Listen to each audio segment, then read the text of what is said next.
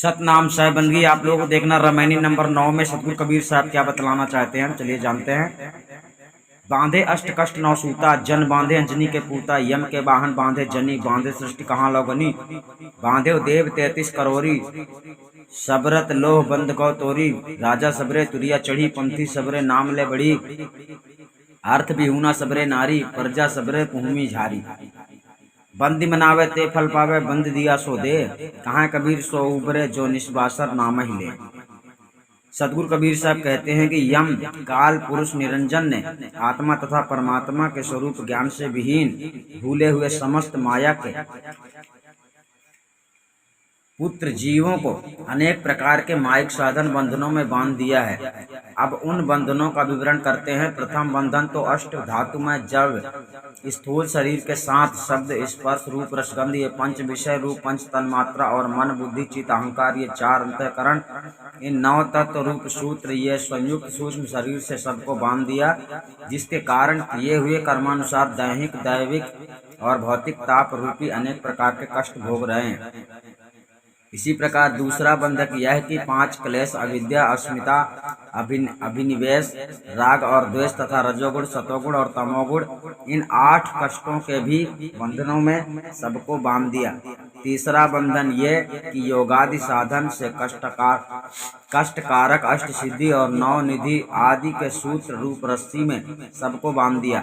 चौथा बंधन ये कि ब्रह्मांडी एवं पिंडी जड़ साधन अष्टांग योग तथा हठ योग और खेचरी आदि पंच मुद्राओं में एवं नेति धोती नौली बस्ती आदि षट क्रियाओं में तथा मन कला बुद्धि वाला चित्त कला प्राण श्वास कला आदि साधनों में एवं जाप अजपा अनाहत ज्योति दर्शन यामिक चमत्कार दिखाने आदि में और अनेक तपादि शयन पंचाग्नि ठाड़ेश्वरी ऊर्ध्व बाहु आदि देह कष्ट साधनों में एवं नवधा भक्ति के सूत्रों में सबको बांध दिया। उस निरंजन के वाहन नाम वेद उपनिषद दार्शनिक स्मृति आदि ज्ञान भक्ति का भार लादने वाले सवारी रूप प्रचारक ब्रह्म विष्णु महेश ऋषि महर्षि मुनि आदि भी उन बंधनों में बांधे गए। अतः इस प्रकार कहाँ तक गिना जाए सृष्टि के सभी मानव जीव उन बंधनों में बांधे गए। अतः उन बंधनों में पड़ने के कारण ही समस्त जीव उत्पत्ति प्रलय के भंवर चक्र में जन्मते मरते रहते हैं।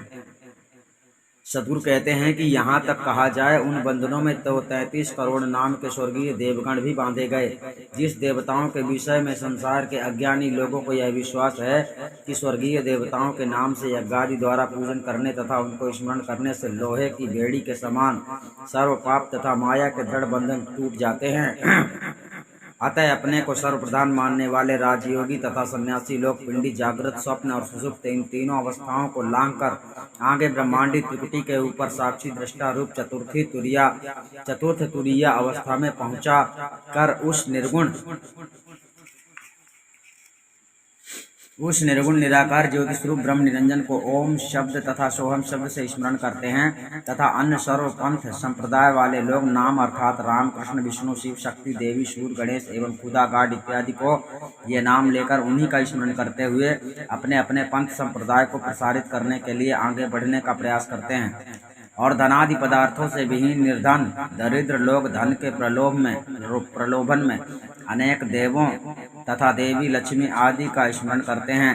अतः उनका स्मरण स्त्रियों की तरह स्वार्थ परायण होता है। सब साधारण मनुष्य नर और नारी तो सब पृथ्वी में अनेक देवी देवता भूत प्रेत जिंद तीर सयर मसान गोबर पानी ऊंचे नीचे टीला चारों धाम तीर्थ मूर्ति मंदिर मस्जिद आदि को पूजते और हर जगह हाथ जोड़ते एवं सिर पटकते फिरते हैं। जन्म मरण आदि बंधन में पड़े हुए अज्ञानी जीव जो यज्ञ कर्म द्वारा अग्नि वायु इंद्रादि देवताओं को वंदना करके मानते हैं तो वह स्वर्गादि फल को पाते हैं। और उन देवताओं की वंदना करके जो उसने दान में अन्न वस्त्र तथा सुवर्णादि जो कुछ दिया है वही कर्म फल के रूप में उसको वह देवता लोग देते हैं। जो देवता लोग स्वयं अज्ञान कर्म के बंधन में हैं उनका पूजन तथा वंदना स्मरण करने से अपने को बंधन रूपी फल ही प्राप्त होता है। वह बद्ध जीव को कुछ दान में देता है वही उसको भी मिलता है। इसलिए ये सब अनित्य बंधन रूप हैं, इनसे मुक्ति नहीं प्राप्त हो सकती है। भूले हुए समस्त अज्ञानी जीवों को निरंजन ने बांध लिया है। कोई अष्टांग योग में भूला है, कोई हठ योग में भूला है, कोई लय योग में भूला है, कोई मंत्र योग में भूला है और कोई जप तप यज्ञ दान पूजा एवं तीर्थ व्रत आदि में भूला है। इस प्रकार समस्त संसार भूल में पड़ा हुआ है। बहुत से मनुष्यों को यह विश्वास है कि हम लोगों को देवी देवता पापादि कर्मों से छुड़ा लेंगे, किंतु देवी देवता तो स्वयं ही चेतन स्वरूप ज्ञान से विहीन भूल बंधन में हैं। जो योगी सन्यासी प्रकृति मंडल में ब्रह्मांडी तुरीयातीत अवस्था के सुखानंद का अनुभव करते हैं और उसी में स्वयं आपको जीवन मुक्त आनंद स्वरूप मानते हैं, यह उनकी भूल तथा भ्रम है, क्योंकि तुरीय तथा तुरीयातीत यह दोनों अवस्था ब्रह्मांड के अंतर्गत ब्रह्मांडी मन की अवस्था है, चेतन आत्मा का स्वरूप नहीं है, किंतु ज्ञान की जागृत तथा सुषुप्त निद्रा है, सत्य नहीं। अतः सदगुरु कबीर साहब कहते हैं कि सो उबरे अर्थात वही जीव जन्म मरण संसार बंधन से तथा त्रैताप दुख से एवं निरंजन के जाल से छूट सकता है, जो कि भेदी सदगुरु के शरणागति होकर विदेह अकह नाम सार शब्द का दिन रात चेतन स्वरूप ज्ञान से स्मरण अर्थात साधन अभ्यास करता है। ठीक है, सच्चे भेदी सदगुरु की शरण लेना सबसे पहली बात, और अकह नाम प्राप्त करना है, विदेह नाम जिसे साहब कहते हैं वो आत्मा परमात्मा स्वरूप ज्ञान है।